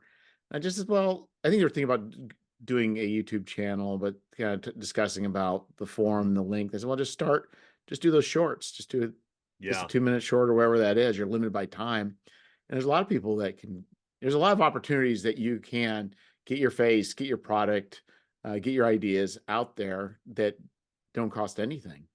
yeah. I think I watch so many YouTubers who talk about D&D. Like Dungeon DM, whom I love. There's a lot of shows on YouTube that I watch more often and listen to their recommendations before I listen to people's recommendations on social media. I mean, I get most of my RPG recommendations not from my friends, but from YouTubers who talk about D&D and other RPGs. Uh, and and it's a great platform if you know how to use it right and be earnest and honest. Um, be your most authentic self, as they say on YouTube. But it's a cool platform, and it's also great for outreach too. At the time that when Zwihänder was first published, I mean, I wasn't even thinking about YouTube, and that's something I kind of looking backwards, the thing I'd love to have changed in the very very early days. But like we spoke about before, we started talking. Like I didn't know anything about cameras or microphones or anything at the time, Well, so it's very also different one now. more thing, right? Yeah. You're one person. It, there's so many hours of the day, so many things you Mhm. can think about. You've got to, like myself, it's like there's got to be a point where, I'm working a full-time job, I'm Yeah. married, I got other activities, I've Hmm. got kids, I mean, there's a point where to do everything you can't. It's just You can't. it That's right. it unless you got a staff of people large enough to have a staff, Hmm. you know, or hire freelancers to do it. Yeah. It's very hard. I, in the early days, had no children and I was not married. So that was some benefit. Now I have children and a wife, but Yeah. um, in fact, just last year, I sold Zweihander to World of Game Design, and they are now technically my publisher. So with World of Game Design, we have staff, we have artists, we have writers, we have layout artists. So they're able to take Zweihander in a direction that even my publisher Andrews McMeel couldn't do when I was at Andrews McMeel as the creative director, because they were a very traditional publishing company. They weren't an RPG company. They didn't understand what to do right. Yeah. But with World of Game Design acquiring Zweihander, it's been a game changer. In fact, right now we're running a Kickstarter for our next edition of the game called Reforged, which is like taking this retro. Like we spent 7 years and we played this game 7 years between ourselves and our community and our fans, and we've heard all this feedback. And we've learned all these things like writing. I look back and I'm like, oh my god, I can't believe I wrote that. And there's stuff I'm like, I wrote that, we made that really cool rule, but it's like buried in the rules, and like Yeah. this book's 677 pages long, so how do we make it more useful? Why don't we get more art? Like all these kind of big things, and kind of led to this idea behind Reforged, because we didn't want a reedition. We don't want people's older books to be useless. So we're like, let's reforge the book. So we just did the pre-launch. I think it's at like 1,300 followers, which was kind of surprising to me, particularly revisiting stuff from like 7 years ago. But it's been interesting. And of course, World of Game Design is the publisher on it. So it's been, I'm kind of having this sense of deja vu, but now I kind of know what to expect. So I don't know, I'm excited about it. But most importantly, there's a team of amazing people that can help support it through the World of Game Design Publishing, which is, for me, having a wife and kids, and I technically have a full-time job. I actually work in preschool board games, I'm a director in preschool board games. So I develop preschool board games as well. I always tell, Really? yeah, I always tell my wife, I'm like, during the day, I make games for 2 to 6 year olds. Uh, and these are games like World of Eric Carl, Very Hungry Caterpillar, Pete the Cat, I Spy. So I make these games during the day for preschoolers. And when night falls, I go to the basement and I write really dark RPG content. So with all of those responsibilities, to your point, like it's hard to do it all when you have a full-time job, a wife, friends, family, kids. And I've been really blessed to have been accepted into the World of Game Design family, because they're going to take I remember all the stress and all the gray hairs that you can't really see, but I have a lot Yeah. of gray hair. But it came from that process of like doing it all on my own up front, with a lot of support from my friends, to be fair. But having a publisher like is kind of a publisher who understands the RPG industry is a game changer. So I'm pretty stoked for the next version of Zweihander. Yeah, it sounds pretty exciting. I know I've talked to Zach a little bit about some plans and ways Yeah. of utilizing it in community and all that. So it sounds like they're really wanting to grow this in many ways. So Yeah, I one of the so there's a particular publishing group, Stockholm Cartel, and Johan and those people through Merkborg, which I think they have done amazing things. Um, Merkborg is probably one of my favorite OSR, I guess you call it OSR games. I won't I Yeah, won't I won't fight you for that one. It's fine. yeah. Whatever it is, it's fun. And I think the cool thing about Merkborg, beyond the fact that it's brilliantly laid out, a little hard to play with the book, but the bare bones edition is great. But the beautiful book, but most importantly, they're pro creator. So they launch with like a totally open gaming license. So I would argue, you have a larger community of designers than you have players from Merkborg. And I was thinking around like, how do we emulate that, or how do we do something close to that? And Zweihander, although it has a third party content program through Drive Through RPG, kind of like the DMs Guild, but it's fairly restrictive, and that was due to the previous publisher I was working with. So now, with this reforged edition through World of Game Design, we're gonna just take the we're gonna take the shackles off everything. It's gonna be the same approach. Like, go create, go crowdfund, go take it on Patreon, go take it on Kickstarter. Like, use the rules for what you will, and make the thing that you want, and please make money on it. Like, I hope you succeed.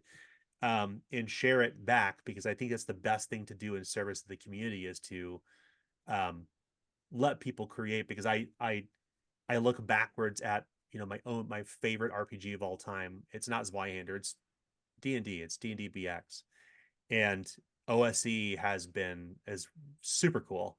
And I love that people can take old school D&D and make what they want with it. It's like, that's the beautiful thing about this industry, is you can kind of make your own things, despite what Wizards of the Coast wants you to do with their 5th edition stuff. Like, people can't stop you from making from 1st edition D&D. And I kind of feel that if I can emulate even just a tiny part of that with Zweihander, like, that's a win in my book, because hopefully it'll inspire people to make their own games and make open gaming licenses and perpetuate this beautiful hobby slash industry that we're all a part of. Yeah, because I mean, the more people that are playing, it helps. I mean, it's Yeah. even though somebody may be, somebody's going to buy, let's say, is one-hander product, just be interested in a zine. Hmm. they'll look at it and they're like, "Oh, this is cool." They'll go buy the book. They'll go run it for their table, Yeah. or if somebody hasn't played Zwihänder for a while, they'll get something new and they'll look at it and they'll Yeah. dust it off and get definitely helps keep. I think what you're wanting to see is people energized and still, not just something that sits on a shelf, because Yeah. it's a slow death there. Exactly. It's I think about like the halcyon days of the 2000s when D20 was like a big thing, and even during the D20 era, I mean, you weren't seeing like monthly or even quarterly releases from publishers. You were seeing like two releases a year. And that's one of the things that Zweihander kind of fell down, kind of where its faults were with the previous publisher was that they were unwilling to allow me and the creators of it to release more drip content, because I think that we collectively, not just younger generations, but we all collectively like expect drip campaign content. Where's my new adventure this month? Where's my new character? Where's my new character folio? Where's my new monster? And so we go create our own things. So being able to, whether we collectively have the capacity to turn out that much content ourselves as publishers, if we can't do it, the community can, and then we'll support it by helping promote their stuff on our platform. And That's a good winning combination. Well, Goodman Games, I think, has been, as far as a company goes, probably the premier for Oh, supporting third-party content. absolutely. Absolutely. Goodman Games is doing have done amazing things. I adore their approach. I love how they present themselves. Their books are great. Their writers are cool. They're a good company. And they make they make really fun stuff. Yeah, Um, and as far as if you want to publish content, you still have to run it by them, mhm. but it's mainly just, from my understanding, just to make sure there's nothing that's going to be, you know, problematic. I mean, they're not Yeah. going to say, "Oh, you need to change this adventure to because we think it needs to be a little harder," or that they just don't want anything that would reflect poorly on their brand. Short Yeah. of that, they'll support you. That's it. It's interesting. I wasn't aware that that's the way their third party publishing works, but I can understand why that is. I think that Mothership, their third party programs the same way, where you submit your manuscript Yeah. once it's complete, then you resubmit it once it's through layout, because they're looking for you can't involve racist or sexist or like terrible bigoted Yeah. content. And I mean, I think there's an, an interesting other discussion to have around uh, the ethics of policing content. Despite the fact that I'm I wear my politics on my sleeve. I'm a pretty far left socialist Democrat, but I'm also not pro censorship. I think that if somebody wants to write something racist, like that's their fucking that's on them. Right. Like it's not my job to police that. The community will sort that out. The buyers will sort that out. But um, I think that most importantly, I it's like I said, it's a whole different conversation. Um, However, I think it is important to, to have those third party content programs, because it does sustain um the RPG, the Goodman games in their case, Mothership, other systems as well. And that's cool. Like go forth and create things, and the community will decide whether or not your stuff is good or not.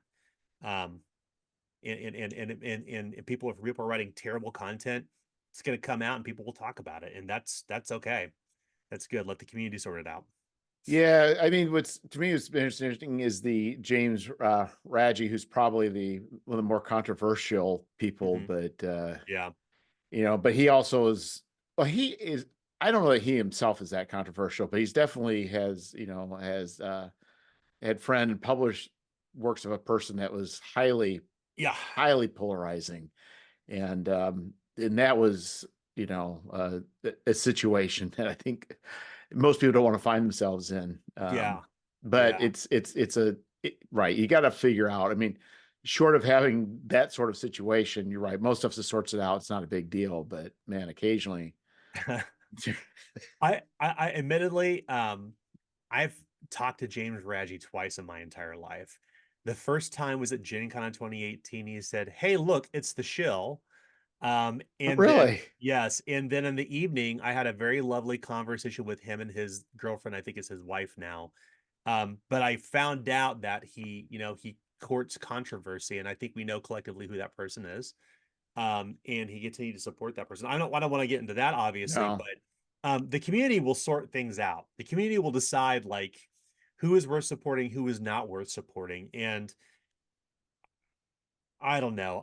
The politics of it all is like it's. I think it's less about which side of the wall you're on or whatever extreme you may believe. I think at the end of the day, though, is that creators should create, and that you should create the things that you enjoy, and you will find an audience probably, no matter what it is.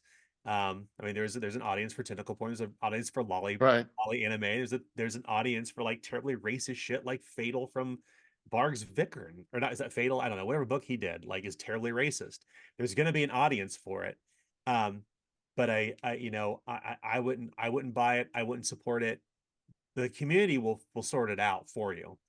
You will find your people, and you'll find the people who do not like it, and they will speak loudly about it. And that's the beauty of being a creator and being a creative in a very socially aware space. As Yeah, because I somebody think what who's happens is people are very shocked at just how quickly things, like more recently, like Ed Greenwood, just happened to, I think, just retweet or promote something, and he had no idea who these people of course were or not, was, yeah. and all of a sudden he's like, Well, he's this old male. So it's like, whoa, yeah. what just happened here? Ed Greenwood is, first off, the man is a sweetheart. Yes. And I I I saw the response. Like, I didn't hear what had happened, but I saw the response. I was like, what was this? And apparently he retweeted or something like that, was like from somebody who was not a good person. And I saw the video and I was like, oh, Ed, like, no, not you, man. Like, you don't, it's like people who have met him or know his writing and know the kind of person he is like, Ed is not that kind of bad, is not a No. bad guy. And it's, once again, it's, it's, we're oftentimes, I would say that in the social media circles, we're oftentimes not forgiving. I have certainly been at the center of some controversy myself, particularly around piracy. Yeah. But which that my views are changing and evolving, because it is what it is. I'm learning and growing. We always have to. But I will say that the social media circles are oftentimes not very forgiving. And at the end of the day, the most important voices that you should be listening to are the people who you come to for advice. What's interesting Yeah. is I didn't realize you were that guy, and then I was trying to Mhm. get contact information from you because I wasn't it never reads my email. Well, I think it was going to people's spam, and I think you changed emails. So I did a Yeah. search, and then I was all these people are all angry, and I was over the trope, and then the accusations against you were things like you're a capitalist, Mhm. Yeah. your works. I think the Zwihänder was derivative, and I'm like, well, everything is That's right. like like. Have you read any OSR book before? Have you read Pathfinder? Have you read anything that's not strictly D&D or Pendragon? Like, it's all derivative. Derivative capitalist. Yeah, I know. I don't, and I don't know. I'm not upset about that. I mean, people are going to think what they think, and I hope they find catharsis in expressing those opinions very strongly online and emailing me and taking photos of my house and posting them on 4chan. Are And you serious? oh yeah, yeah, this is, yeah. But that's, I can't, I legally can't talk about it. But all that being said, I hope that people find catharsis in like expressing their anger about somebody's elf game online. Because at the end of the day, that is literally what we're talking about. People pretending to be elves and dwarves in a basement. And it's not to demean the fact that what we do as professionals in this industry, you and I and others, but it is, we're talking about pretending to be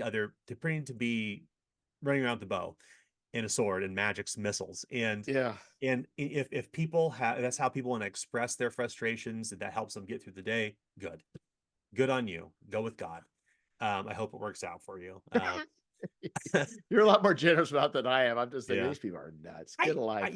I used to be pretty acerbic online, and I had this, I've had this ongoing dialogue with a dear friend of mine named Kate, and I was really struggling being a person on social media, on Twitter specifically, because I remember like when Zwihänder came out, it was like praised for being inclusive in its artwork and its language. This is something that, I always saw, like, my friends around the table are representative in the book. So the book should reflect that as well. So we use very gender inclusive language. We use a lot of different, we use characters and genders throughout our art that was typically not what you would see in dark fantasy art. And conservative groups online, who are small but very loud, were very angry about it. Now the pendulum has swung the other way, and people who are on the opposite side are saying it's a terrible work of racism. So it just goes to show, yeah. And once again, it's like, at this point, I like in literally in July, I converted my personal Twitter account to a brand account, and I pieced out. And I've never felt so much better about my life, because I don't listen to all this like stuff that'll drag you down.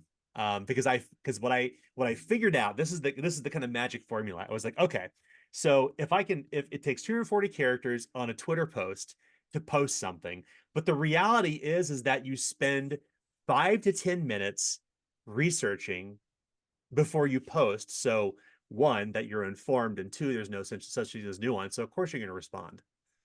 And I realized, like, I'm wasting 30 minutes a day on Twitter when that could have been 700 words on my manuscript.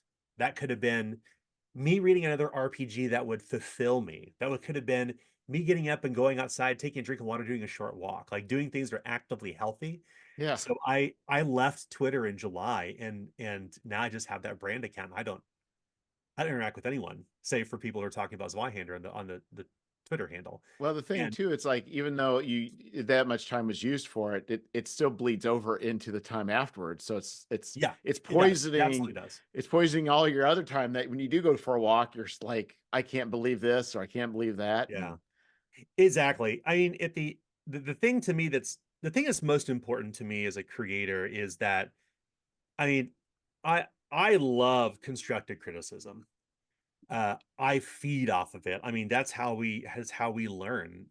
As a RPG publisher of a system for Zweihander in particular, like, constructive feedback has been the big driver for this right, because you reforged edition. cannot, Yeah, even though you had your friends and you play tested it, it was you running the games. Now that you've got yeah, all these other people, they're providing feedback, yeah, play testing yeah. information for you. We have a Discord of around 4,000 people, and Ugh. I know it's wild, and it's a very, very calm and tame place, because we've done a really good job ensuring that it is a place where we don't brook any sort of harassment, or like to call a flash bombing, where you drop like drama and you peace out. Um, but the people in the Zweihander Discord, and the people I've met in person at conventions, that my friends who play, have like given so much great feedback on the game. Like, there's just, we to me, the most important voices to listen to are the people who are playing the game and have opinions to offer about it, whether bad or good opinions. I mean, it's an opinion, and that helps inform future design. It's the best thing that you can do as a publisher, is to listen to your audience, not the broad audience in all social media, but your audience, your people on Twitter or YouTube or Facebook, that are engaging with your game, and have experiences to share. And you should listen to people's experiences, not their second or third hand opinions about what your game may or may not be, Right. because that's just noise. And to your point, that also seeps into your world beyond the screen. So to me, like, this is kind of a long, circuitous way of coming around to saying that, with what we're doing now at World of Game Design with Reforged, it is literally synthesizing like 7 years of learnings. In fact, we got this question, I think it's just today on Facebook, and somebody said, "Well, I just bought the revised core rulebook, which came out in 2017." Another person said, "Well, I just bought the starter kit last year; it came out last year. Why are you reeditioning?" Um, and I was like, "Well, it's not a new edition because it's backwards compatible." Uh, because I I grind at the idea of re-edition a game that's only 7 years old. Yeah. Um, because I don't want people's books that's on the shelves to be useless. That is like if I was thinking of it from a gamer's perspective, like if I couldn't take my D&D modules and readapt them to the new system, like this big switch from like 3.5 to 4, um, that it was such a big shift. It's like, well, it's not really compatible anymore. So when we were talking about at World of Game Design, like what Reforged is, I said, well, one of the primary principles is the thing we make will be informed by our users' feedback. It will improve the things that were misses when the initial book was written, because there's content that, like I said, I'm embarrassed at. It's done there now. We're rewriting it. We have new writers on the team who have the right voices. It's going to be even more dark and visceral, which is great. We can lean a little harder in the things that we really like about it. And it will be compatible with the books from 2017 and 2022. So that to me is kind of I think it's the magic formula. We'll see. We still have to, I think we still have to win people over, and that's up to us as a publisher to prove that Reforged is worthwhile looking into. But I'm hopeful. But once again, it's all due to listening to the community of people who've played Zwihänder and I have the privilege of having contributed in small and very large ways to making Zwihänder what it is today. Not just buying books, but also like sharing their experience, whether I sold 100 books back in Yeah. 2016, or whether while we're at now. It's a privilege to be able to do this. And I don't know. I don't know about you. I know you're a creator as well, but it's one thing to create something. You're kind of showing a sense of vulnerability, I feel, when you write something, you put it out for the world to read. Um, from a philosophical perspective, I think there's you're kind of showing part of yourself that you typically wouldn't show people. Um, so to me, that's really, I don't know, it's just really interesting stuff to think about. Well, I think too when you put a thing out that's new, Mm-hmm. it's speculation. Yes, yes. You are in my very first thing I put out really made, I mean, it makes sense to me. It made sense, but Mm-hmm. what I did is I took it's called Scoundrels. Mm-hmm. And it's the idea is having tools to be able to make any sci-fi or even modern game into a criminal game. So I kind of took some, Mm-hmm. so you can roll, there's tables, there's people, there's locations, so you can just easily roll and find stuff. But nobody was asking for it. Yeah. I was just trusting my gut. Uh-huh. And you don't know if your gut's right or not. Yeah. And so you, with what you're doing, at least you had feedback of people as you're going along. The net gave you probably the courage to put more money into it than you would have if it was just, Yeah. but still, people could say, yeah, yeah, I'll buy it, and they may not. Yeah. And It's so, yeah. it's tough. So I succeeded enough for, I think, because it was, I think it was just because of the COVID was it during COVID? Again, my years, I get confused as I get older, but Yeah. Yeah. I feel it yes. did well. And I mean, it didn't do gangbusters, but it's just like, I made more than $1,000. I was just like, that's crazy. Nobody knows who I am. That's awesome. That is awesome. I Nobody knows who love I that. am. I'm I just throwing love this thing that. out there. It's tied to no game system. I'm just throwing this thing out there. And so I think that's allowed me to have more confidence Mm-hmm. in that what I think is worthy of putting out there, that people also Yeah. find it. So, but I think to me, that's the hard part is you don't know. And you have this crazy idea. Like, I got this crazy idea. I want to do this thing. Well, doesn't mean anybody else does not think that's a great idea. Yeah. I think it's just really cool about like the times we live in. Like I as a kid, like even thinking about like what does it take to publish a book was like unfathomable. Now, anyone can publish, anyone can create. And I'm a big believer that you are a game designer the moment you house rule a system. Like that is your first step to becoming a quote creator. You write on the back of a napkin, you make a ruling at the table. Like Yeah. now you design something.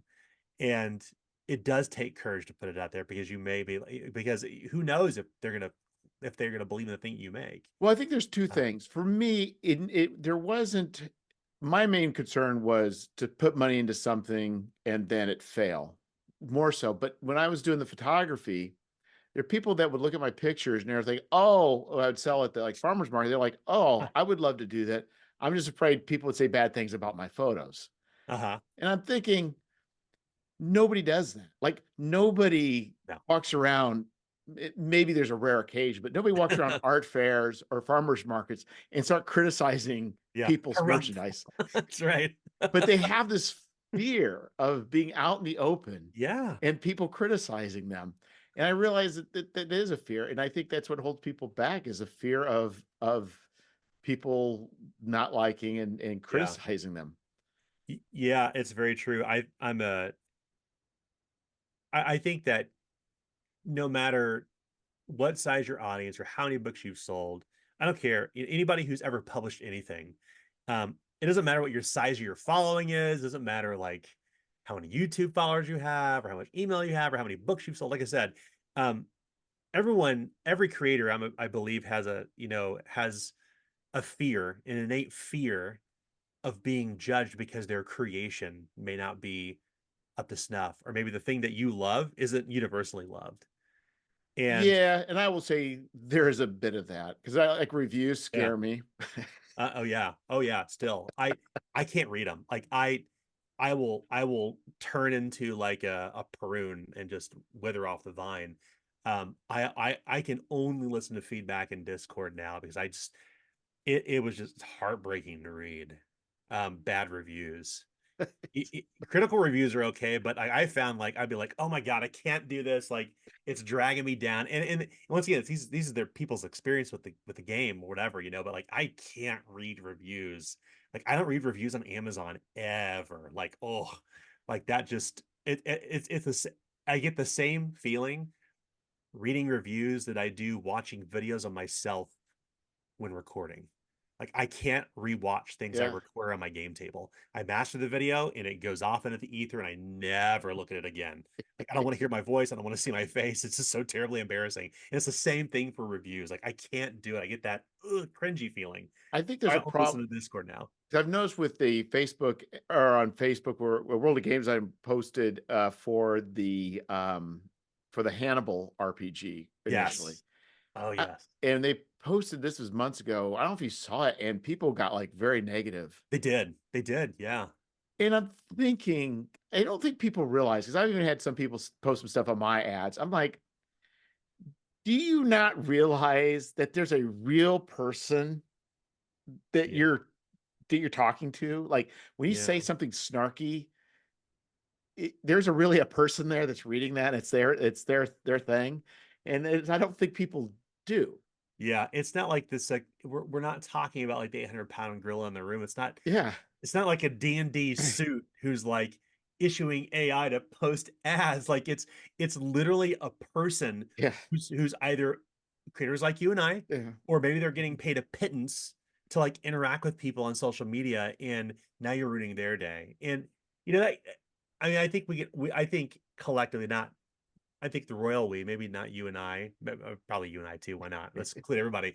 We can all be more compassionate online, Yes. especially around creative endeavors. But gosh, I mean, it's hard to turn away from a train wreck. It's really hard not to like respond to something you feel passionately about one way or the other. And that's where I kind of have learned to adopt my live and let live. But I will not. My hard line is I will not watch myself in videos and I will not read reviews because I get so terribly embarrassed. Yeah, it's strange. I've had one person even on Facebook ads for I think Gary's Appendix 4 said, well, I hope this one I hope it's better. I can't remember, made some remark about it. And then somebody kind of pressed him on it. And he was like, this is just a Facebook ad. Hmm. And then he's like, well, I like the bestiary, but the articles are just a little too he didn't say esoteric, but it was just like, but that's what it's about. I mean, it's like, That's right. it's like Well, it's you never kind to hear though, and I'm sorry to hear that. Every time somebody shares with me like this type of story, I'm like, I feel so bad. I get it, But he having been keeps there, buying but them it's just though. so terrible. Yeah, He what's said, but great. it's worth Yeah. it, but he still buys them. But why is he complaining? Like, I don't understand. Like, It's like, I'm definitely gonna back your Kickstarter, but let me tell you how bad it is. Yeah. yes. Okay, man. Just please put the money in the till and we'll move on. Um, I had an interesting conversation about a year ago about the philosophy of firing a customer. Um, there was a Kickstarter. Well, I think everyone knows what it is. Avatar that had some very serious heated back and forth in the comments that where they had received a product and they had posted multiple times in comments over the year and a half of just general dissatisfaction. And of course, Kickstarter won't let you delete comments, so comments have to stay, even Yeah. if they are literally libelous or wrong. And it led to this conversation between another person who I won't name, but uh, she and I were talking about like the ethics of firing customers. And I've heard different opinions. Some people say, well, if they're paying you money, who cares? Just let them continue paying money. I've heard people say, block them and move on. Don't let them buy your stuff. They don't deserve to see your creations. What do you think? Like, where do you stand on that? So somebody was Having this telling me, experience. who was it? It was, I was interviewing somebody, and they said it was another creator. I think it was Burning Wheel, and they were wanting to buy it, and they made some sort of comment, and it was Luke Crane was standing there, Yeah. and he's like, and they didn't realize it was Luke Crane. He's like, no, Yeah. I'm not going to say this book, and they were shocked. Like, no, you, this book's not for you. You cannot buy it, and he would not sell it to him. Yeah. I think. I don't think we really have a good way of firing customers, though. Yeah. Yeah. It's, I don't know the right answer.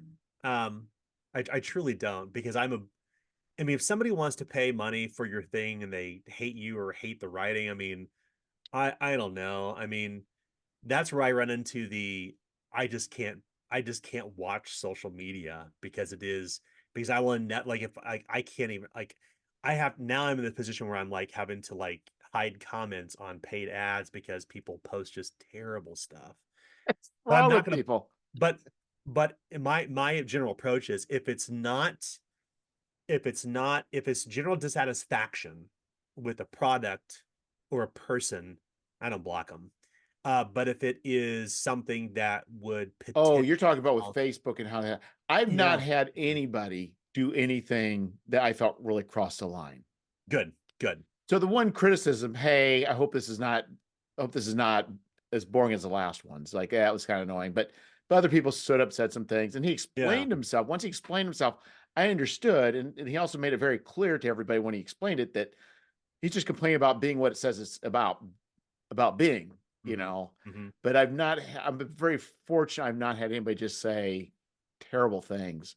yeah, I think and see that, but going back to World of Game Design with that Hannibal, yeah. I mean, I remember this thread. I remember the exact one you're talking about. I remember the ad because I was surprised to see so many comments on it, and you could tell the story because I kind of jumped in the middle, was kind of watching it unfold, but I don't remember what it was, but I know it got several people. So what happened was I can't remember what they were criticizing. I mean, some people saying I don't understand how you can make a game out of this. Well, that's fine, but they're going to try at least do it. But I yeah, and some people were criticizing like it's just a cash grab. I'm thinking that's not really a cash grab. Is when you pay for an IP and then you hope to generate enough sales to be able to pay back yep, some of that money. Like there's no cash grab there. no. And then some people took it to the next level, and I don't remember what it was. Um, but I do know that some of the people associated with World Game Design got pretty emotional, and It, so I am the dev editor on Hannibal RPG, and I have this privilege because I've recently joined them as they're not my publisher, and I can tell you every single person on that project has a deep passion for the show. yeah, And it is not a cash grab. It is I they're I think we can look back historically and say, oh, this game was probably just like a cheap way to like exploit an IP, and people will be in and out, and that's it. We'll get one game and they're gone. Um, Hannibal, Zach can tell the story far more eloquently than I can, as can Jared. Um, but the way I actually first met World of Game Design was at a small convention here in Kansas City. And I met Zach for the first time, and he said, I'm working on the Hannibal RPG. And I'm like, what? That's my favorite show, one of my favorite shows ever. I love Brian Fuller. I love the universe he built around Hannibal and how weird and queer forward and bloody and visceral that show was, and how it explored the psychology of not just like what it means to be a murderer, but somebody who's also like supposedly the good guy that also like struggles with mental illness. And and I was and I was thinking like immediately I was like, well, there's a reason this game can exist, and the answer is Call of Cthulhu. Call of Cthulhu is literally about investigators investigating tentacle monsters who will murder you. So I think if Call of Cthulhu came out today, the reaction may have been very different than saying, "How could you make a Hannibal RPG?" Because there's a lot of depth in the story and themes in Hannibal that makes it a very cool investigative game. But I Uh, think if you're going to do a cash grab, so to speak, that it would wouldn't not be be the Hannibal. IP. It wouldn't be Hannibal. No, No. there's other IPs out there. Yeah, Hannibal's the last one I would choose for a cash grab. Monty Python's Flying Circus would probably be more of a cash grab. It'd be a fun one. They Be a did. They're fun game to doing it. work on. Yeah. They're Are they doing it. really? Oh, Yeah, that's but great. raise over $1 million. Oh, really? Oh my gosh, Exalted it's incredible. funeral. Yeah. I love it. That's great. Good for them. Good for them. I just mean Uh, like that's a pretty obscure one. And I think the problem is like that's probably an underserved is whatever that mystery episodic, you yeah. know. So the Hannibal, it's what's as a fanable, as we call ourselves, not at World Games, but people who are Hannibal fans. There because we're just waiting for the show to eventually get to have be continued, because Mads Mikkelsen and the actor who played Will Graham, and it's just a great cast. We're hungry for content, and the most recent thing we got was like a cookbook like last year, and of course I bought it because I'm a huge Yeah. Hannibal fan. And like, and I've always loved Mad Mikkelsen. Like he was in those Danish gangster films, the Pusher trilogy. So I'd always loved Mads Mikkelsen, and when he was in Hannibal, I love the fact that he mumbled his way through the damn role because his English was still not that strong in the first two seasons. But um, regardless, it's a really cool show, and I was like over the moon like when I found out that World of Game Design was doing it. I'm like, let me write something for it, just something. I don't care. Let me write 10 words. Let me write 100 words. Let me edit it. I don't care. Let me have some part in it because I love Hannibal. So that is the last game. That's the last IP you do for a cash grab. But Yeah. I think people are going to be really surprised to see how the game works. It is the pitch is that you are FBI agents of different professions, and it's a kind of murderer of the week, so to speak. And without spoiling what the gameplay pattern is, it does eventually all lead up to, and Hannibal fans will know this, it always leads up to a dinner with Dr. Hannibal Lecter, and whether he can turn you toward your inner darkness. And it's a really cool game loop.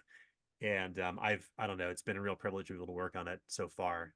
But yeah, I remember that thread on Facebook, and I was like, oh gosh, I'm not getting in the middle of this, but I love people's perspective on it because they're like, why? How could you make this into a game? And I think looking back, like there are games like the Tales from the Crypt RPG, and the Laser Tag LARP that came out from TSR, Yeah. that probably were not good games. The Dallas TV show RPG, Somebody uh, bought that. I don't know. I It'd own be it. interesting to see. Yeah, I own it. It's Oh, great. really? Yeah, it's great. It's I consider it the it's the predecessor to Fate. I feel it is because you play it. It is like you have playbooks ish. Like the game reminds me a lot of Fate. The way that it works, you play a character, you play in a story. There's a specific story there is. It's highly narrative. You do moves. It's kind of ahead of its time. It's not a good game, but I will tell you the game that I have fallen in love with, and it's called a little game made in 1984 called Dragon Raid. Are you familiar with this game? No. Dragon Raid was written by a Methodist psychologist for Christian youth to lure them away from D&D and to play an RPG that is essentially D&D on hard mode. Um, I've had this RPG in my collection for years. I bought it at like a thrift store for 15 bucks. It's still in shrink wrap. And the box is huge. It's like this big. It's massive. And it has, I kid you not, 12 booklets inside of it. And there are critical injury charts. There is a hex grid that you crawl with figures. There is a built-in world. Your spells are literally Bible verses. It's fascinating. The game that they created in 1984, up to including they had opportunity attacks. So for opportunity attacks were everything in D&D. It's super fascinating. Like once you remove the fact that it was created for Christian youth ministers to run their alternative to D&D. It's a really interesting game, and I opened it the other day because I bought a tape deck, and it comes with the tape, and the tape tells you how to create characters, what the game is about, and it guides you through the character creation process. It's fascinating. It's fascinating. In some ways people think of, something like that being backwards in a lot of ways, but Yeah, actually it wasn't. They're saying, hey, we really like this thing. yeah, yeah. It Uh, wasn't a D&D as a tool of the devil. It's like here's an alternative to D&D that can be used as a learning exercise for the Bible. And as somebody who works in preschool games, um, the way that the design concept for preschool games is it's not just about matching games. It's like games that can engage the imagination to where you're not being educated, the big E, you're learning as you play. yeah. So this game says you are going to learn the Bible through the act of a role-playing game. And I think that people, looking backwards, who don't know about the game, probably judge it because it's a Christian Yeah. RPG. But it is fascinating, like that as a tool to teach the Bible. Like, look at the programs that D&D is now running in schools. Like, learn math, learn how to write English, learn all these other things by using D&D in the classroom. Like, that's happening now. It's been happening for a while, I think, kind of unofficially, like through D&D school clubs, but Wizards of the Coast and D&D Studios now doing it as a form of education in schools. I think it's a really interesting concept, even though the fact that I may not agree with the material. I mean, I I cast a spell John 3:16. Like it's just and there are literally the spell cards in there are Bible verses, and it tells you what the Bible verse I does. think to me, the Significance. danger of that is, Yeah. I would think, would be of heresy. Like, you have the opportunity now to create heresy. Yeah. Where if you're playing Yes. D&D, you're not going to create heresy. But now you give these kids. I've never played, but Dogs in the Vineyard. Yeah, yeah, that's I Robin I forget the author's name, but yeah, I've read that. It's really cool. It's Yeah, so interesting. you're quote unquote Mormon, but no, not Mormon missionaries. You're Yes. teenagers who are the law. They are the instrument of governmental and church justice, Uh-huh. and they have a gun, and they're teenagers. It's like, It's fascinating stuff. I mean, I'm a I know people maybe you probably know this, but maybe some of the viewers don't. That the the the one of the best adaptations of the Book of Mormon is Dragonlance. The discs and Mishakal, like it's totally like a Mormon analogy, like the return of the gods. Like it's just very interesting, like how and I don't know if it was intentional, but it reads like having grown up around a lot of people who were Mormons and having gone to Mormon camp when I was a kid, like I'm like, oh my God, I like think there's it a would lot of have to be parallels here. intentional. Yeah. I don't What's that? think yeah, I think it has to be. I don't know that I mean, what do we build from? Things that we know, right? Yeah, absolutely. Yeah. And the Mormons, I mean, they've got some stuff that is, I would say, is considered pretty unusual by most people's, the rest of the United States, as far as Hmm. non-Mormons, unusual. So that's territory people aren't aware of. So you can play with that and not create any problems with your religion, Yeah. but be able to present it in a way. It's like redemption, or people sacrifice themselves for greater good. I mean, it's Hmm. very a Christian theme, but that can be played Yeah. over and over in different ways, and it's still meaningful, even though it may be playing on that same biblical theme. It's still just a very powerful narrative tool. So why not Oh use it? yeah. I uh people time sometimes ask me like what's the primary source of stories for you? And I'm like, it's the Bible, man. The Old Testament is fucking crazy.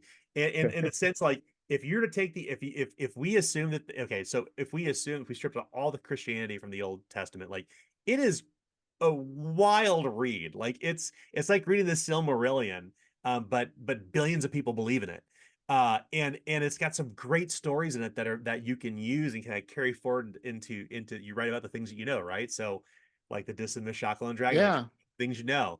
And I think that the Bible is a really interesting source to draw from. I mean, I think that a lot of iconography that people use in Merc Borg was from an artistic perspective was drawn from all of the anti D&D literature that came out in the 80s, and they leaned in hard to the into the aesthetic, and that's kind of the direction, the design direction of Merkborg, and it's recognizable because it's anti-establishment and it's clearly rooted in like and it's rooted in Christianity, and people draw and write about the things that they know. And the stories in Merc Borg are fascinating, fascinating about the end of the world. And it's clearly like Catholic allegory all the Yeah. way monsters and all. And it's really cool. And I think that's what I love about RPGs. Like we're able to kind of draw not just like the fictional religion stuff, like of like Greek and like Greek and Roman gods, but like the modern ideals of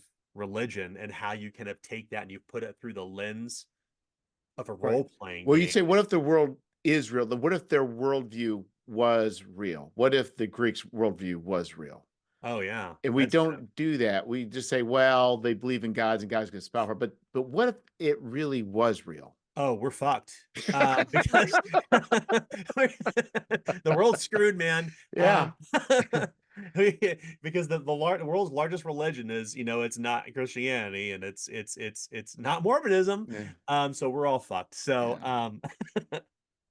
uh Yeah, so I think that's there's a lot of opportunities, but with being able to capsulate experiences within an RPG, that's something yeah, I find enjoyable. But anyway, Daniel, I think we're hitting the time space continuum. I yeah. think we're hitting 2 hours, which I try not to do, but occasionally it happens. No, I thank you for having me on. I'm really glad to talk to you. I'm so sorry about missing last week. Just had this like series of family events, and it just completely slipped my mind. I'm so Oh, sorry about that. no worries. No, I've done that worse. But what's been interesting is, I mean, it was pretty happenstantial. We met at Gen Cons over at Hmm. the Wogdy Yeah, booth, and it's taken a while to get you on here, but I'm absolutely excited that I've finally made it happen. yeah. Well, thank you again. I really appreciate it, and continue making cool shit. Oh, Because well, I, you too, I, and I'm I looking love Gary's forward appendix. to the stuff that you're coming out. Yeah, I do have This the is a boxed. delight. I've got the boxed Zwihänder set. I haven't opened it yet. It's the starter set. So I started up a new group with my kids and some other people. So That's I think that'll great. be one of the ones we'll be breaking out and trying that for the first time. Yeah, and if we catch each other in next convention, I'd be more than happy to run you through a game. Let's make Ooh, it happen. Yeah, let's make it happen. that'd be awesome. Okay, well, thanks again. Take Thanks, care. Jeff. I appreciate it, man.